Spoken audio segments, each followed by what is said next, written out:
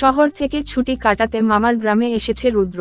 গ্রামটা সুন্দর, কিন্তু উত্তর কোণে একটা বাড়ি নিয়ে গুজব, ভূতের বাড়ি। ওই বাড়িটা কেমন যেন অদ্ভুত, সবাই তাকিয়ে তাকিয়ে ভয় পায়। ওটা আমাদের ভুতুরে বাড়ি। রাত হলেই ওখানে আলো জ্বলে, দরজা আপনা আপনি খোলে। ভূত বলে কিছু নেই, আমি একবার গিয়ে দেখে আসব। তুই পাগল, ওই বাড়িতে একবার ঢুকলেই আর কেউ ফিরে আসে না।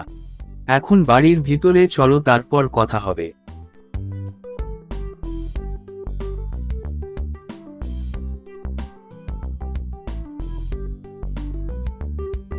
তুই আমার সাথে চল, যদি ভূত থাকে তবে ভিডিও করে ফেলবো। না রে ভাই, আমি তো একা রাতে শোয়ার সময়ও ভয় পাই। তুই থাকলে কিছু হবে না, চল আমরা মিলে রহস্যটা উন্মোচন করি। ঠিক আছে, তোর জন্যই যাচ্ছি। তখন রাত 9টা বাজে, তারা টর্চ ক্যামেরা নিয়ে রওনা দিল। আমরা সাহসী, ভয় পেলে সত্য সামনে আসবে না। এই কাজটা জীবনে প্রথম করছি। বাড়ির ফটকে ঝিঝি পোকার ডাক, দরজা বাতাসে দুলছে। ওই দেখ, চেয়ারটা নড়ছে, ভূত মনে হয়।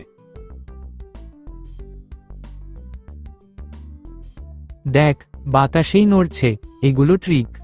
একটা ঘরে আলো জ্বলে ওঠে এবং সাদা কাপড় পরা ছায়ামূর্তি এগিয়ে আসে। কে এলে আমার বাড়িতে? মা গো, ভূত, আমি চলে যাচ্ছি। চুপ কর, এটা মানুষ, কাপড় সরাও। কাপড় খুলে দেখা যায় যে এক বৃদ্ধ লোক, রঘু কাকা। আপনি ভূত না? তাহলে এতদিন সবাই ভয় পেত কেন? আপনি এখানে থাকেন কেন? আমি এই বাড়ির কেয়ারটেকার, মালিক বিদেশে, তাই চোর ডাকাত আটকাতে মাঝে মাঝে আলো জ্বালাই, সাদা কাপড় পরি, শব্দ চালাই।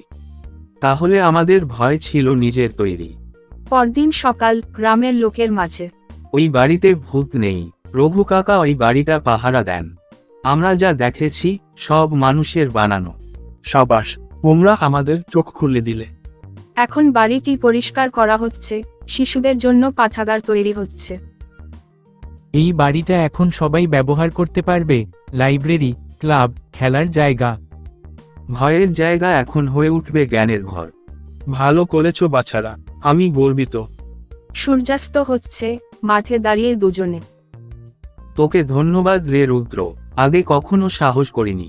ভয় পেলে চলে না, ভয়কে মুখোমুখি হলেই তবেই সত্য ধরা দেয়। হ্যালো বন্ধুরা, আমি হলাম আবির। তোমরা আজকে দেখলে কিভাবে ভয় থেকে জন্ম নেয় ভূতের গল্প, কিন্তু সাহস, কৌতূহল আর বন্ধুত্ব মিলে সেই গল্পের শেষটা বদলে দিতে পারে। রুদ্র আর বিক্রম ঠিক সেটাই করে দেখালো। এরকম আরও ভিডিও দেখার জন্য আমার চ্যানেলটি সাবস্ক্রাইব করে নিয়ে বেল আইকনটি প্রেস করে দেবে।